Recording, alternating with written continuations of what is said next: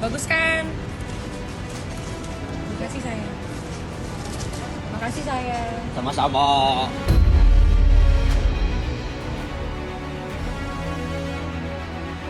Uangnya nggak? Fadel banyak uangnya nggak? Fadel banyak uangnya. Fadel Ngapain sih ngomongin uang? Nih aku aja diajakin nonton premier sama Fadel. Tuh premier sama Fadel. Banyak ngomong. Terus ini nih. Udah. Ngapain sih? Nih Fadel ngebeliin aku ini. Ini buku. Nggak jelas lah. Iya banyak banget uangnya guys. Jangan main-main.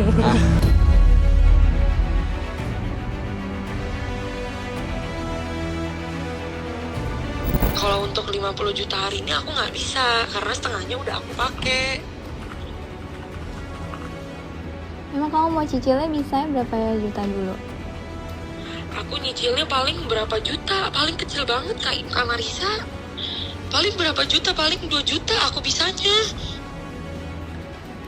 Waduh, kalau 2 juta tiap bulan lama banget jadinya.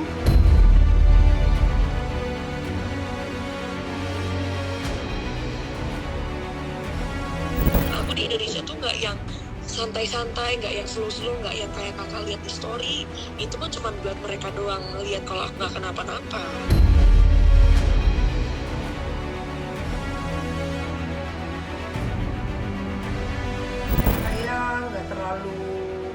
Saya terlalu sibuk dengan urusan yang lain karena masih ada 2 anak yang harus diperhatikan, ya kan, masih kecil-kecil juga, jadi ya nggak terlalu into banget urusan yang lain-lain sih, karena banyak hal yang lebih penting yang harus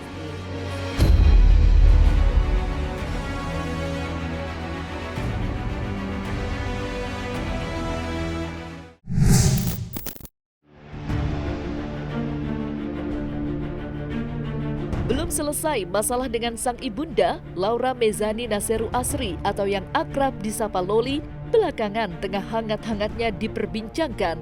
Usai dirinya terlibat dalam kasus penipuan uang endorse senilai 90 juta rupiah.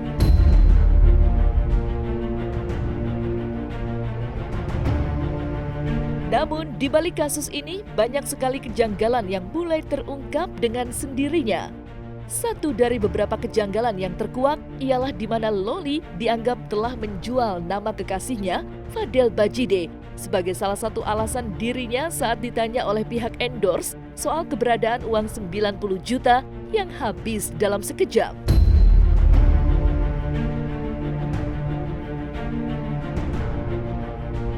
Sebagaimana hal itu bisa saja dikatakan lantaran Loli pernah menyatakan jika kekasihnya itu memiliki banyak uang. Dan pengakuan tersebut justru berbanding terbalik dengan statement yang diutarakan oleh Loli saat diminta mengembalikan uang endorse senilai 90 juta rupiah yang telah diserahkan kepadanya. Lantas, benarkah Loli telah menjual nama sang kekasih untuk dijadikan sebagai alasan? Demi Allah, aku orangnya irit banget dan suka nabung. Jadi 50 juta nggak dipakai buat aku taruh di tabungan. Kalau berkurang, itu pun karena pacar aku.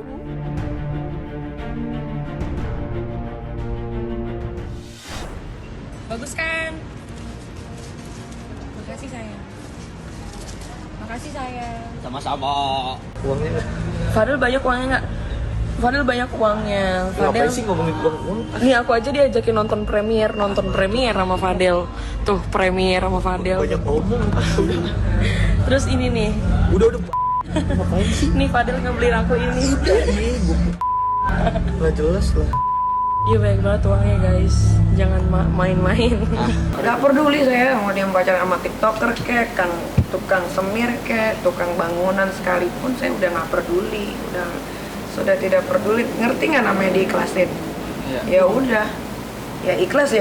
Kalau pada akhirnya ada orang tua yang belum menerima kekasih anaknya, seringkali karena faktornya si orang tua punya perspektif sendiri nih dalam melihat atau menilai pacar si anak gitu, yang mungkin berbeda perspektifnya dengan si anak.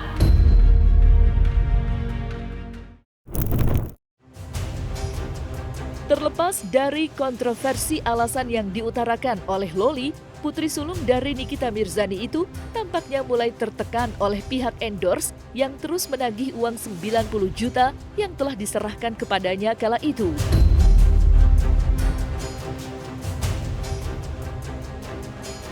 Bahkan, baru-baru ini beredar luas rekaman suara yang mana gadis berusia 17 tahun tersebut menyatakan jika dirinya akan mengembalikan uang tersebut dalam bentuk cicilan senilai 2 juta rupiah per bulan.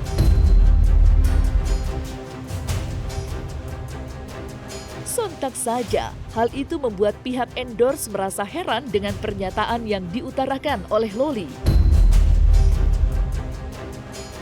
Dan di saat Loli kini sedang terdesak, banyak dari sebagian orang menanyakan soal keberadaan Nikita Mirzani di kala sang anak yang sedang terjerat masalah. Lantas, kemanakah Nikita Mirzani saat ini? Benarkah Niki sudah benar-benar lepas tanggung jawab dari apa yang telah dilakukan oleh Loli? Kalau untuk 50 juta hari ini aku nggak bisa, karena setengahnya udah aku pakai. Emang kamu mau cicilnya bisanya berapa juta dulu? Aku nyicilnya paling berapa juta, paling kecil banget Kak Marisa. Paling berapa juta, paling 2 juta aku bisanya. Waduh, kalau 2 juta tiap bulan lama banget jadinya. Kan emang aku di sini kan di Indonesia kan bener-bener bener-bener sendiri Kak Marisa. Nggak yang aku balik ke Indonesia tuh aku dibiayain mama aku balik lagi ke Indonesia, aku balik lagi ke rumah mama aku, enggak. Aku di sini kan emang bener-bener sendiri di Indonesia. Jadi siapa lagi yang pengen ngebiayain hidup kecuali aku sendiri. Aku di Indonesia tuh nggak yang santai-santai, nggak yang slow-slow, nggak yang kayak kakak lihat di story. Itu kan cuma buat mereka doang ngeliat kalau aku nggak kenapa-napa. Kamu kan habisin uang ATM yang imitasi ke kamu nih. Kamu bilang udah habis selama 1 bulan ya, puluhan juta. Kemana duitnya sayang? Sekarang Mimi tanya, duit endorse itu kemana?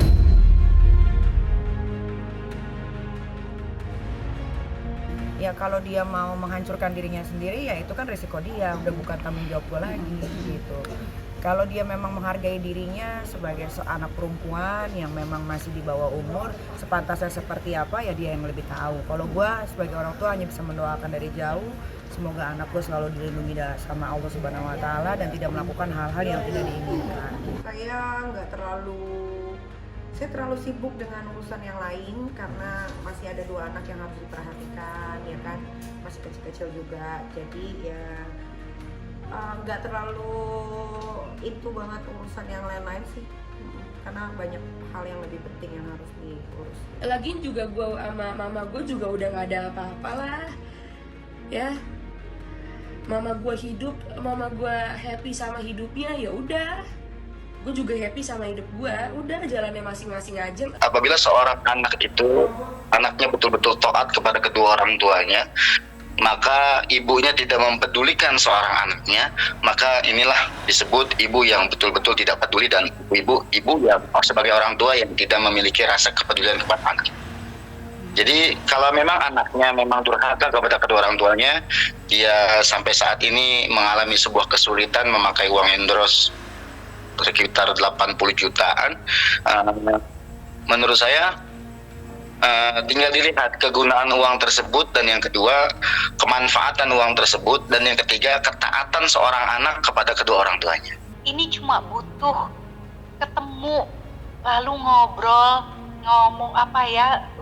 nyaman dari hati ke hati gitu ya, antara anak dan orang tua untuk saling mengungkapkan apa sih maunya mereka masing-masing, saling jujur, saling terbuka, dan saling menghargai, tepatnya gitu. Karena biar bagaimanapun semakin besar anak ini kan mereka pasti punya kebutuhan sendiri, punya rasa ingin dihargai, ditoleransi, dianggap sebagai makhluk dewasa yang juga punya otonomi. Biar bagaimanapun anak yang sudah besar, kategorinya sudah masuk di dewasa awal atau remaja akhir ya, itu kan mereka juga punya privasi, ingin sedang membangun kehidupan pribadinya sendiri gitu.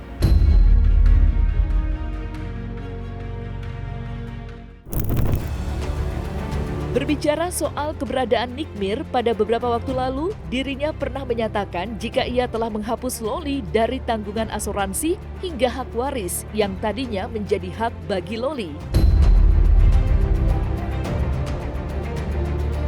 Dalam unggahannya, Niki bahkan memperlihatkan selembar surat yang berisikan nama ahli waris.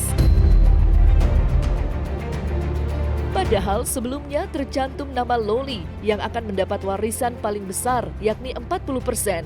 Sementara 2 anak laki-lakinya masing-masing mendapat 30% dari harta yang dimiliki Nikita Mirzani.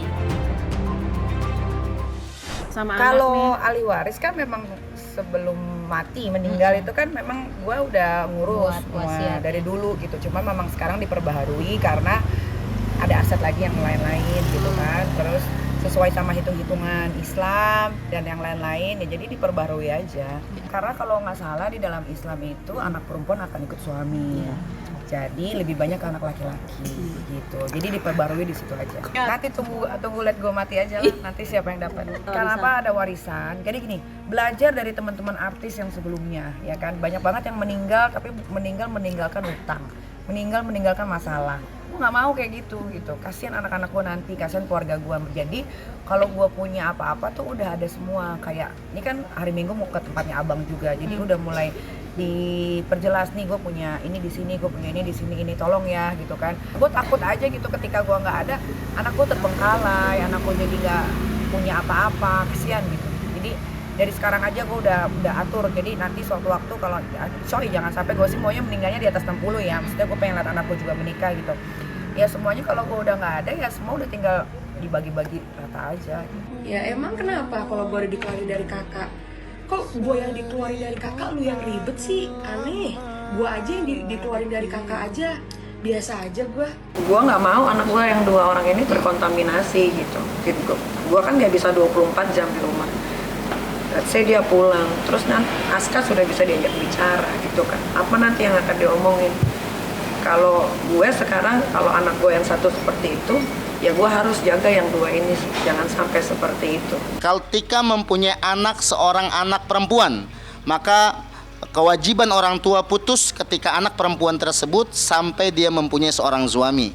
Maka kewajiban orang tua menafkahi anak tersebut, mendidik anaknya sudah terputus, dikembalikan akadnya kepada suaminya.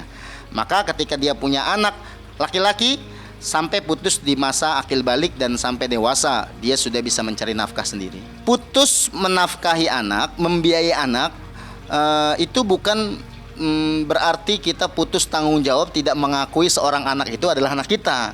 Bukan, akan tetapi kita tetap mendoakan anak tersebut. Sebagai orang tua haruslah perhatian kepada anak, walaupun anak tersebut anak perempuan atau anak laki, dimanapun anak kita berada, tetap perhatian orang tua, doa orang tua haruslah setiap saat dan setiap waktu untuk seorang anaknya. Maka dengan demikian kita disebut adalah orang yang amanah dan bertanggung jawab, dititipkan seorang anak kepada Allah Subhanahu wa taala dari Allah untuk kita. Seorang anak tersebut haruslah kita didik dan kita jaga, kita nafkahi, kita perhatikan pendidikannya, akhlaknya terutamanya. Itu biar jadi urusan gue dan keluarga. Biar bagaimanapun dia kan anak gue ya.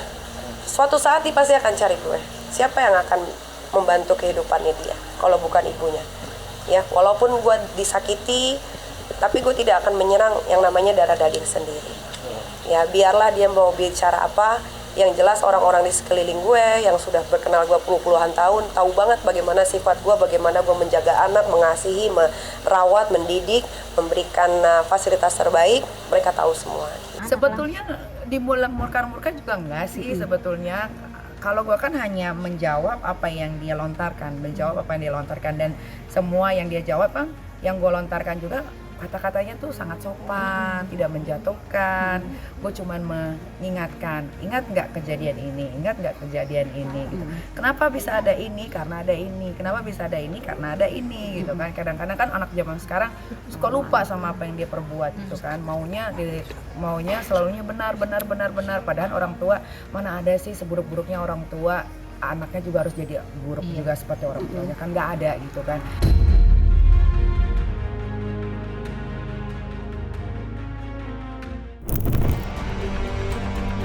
Nah, selesai sudah Cumi Lovers, saksikan terus Cumi Game In-Depth, kabar lengkap, mendalam, dan akurat dari narasumber terpercaya.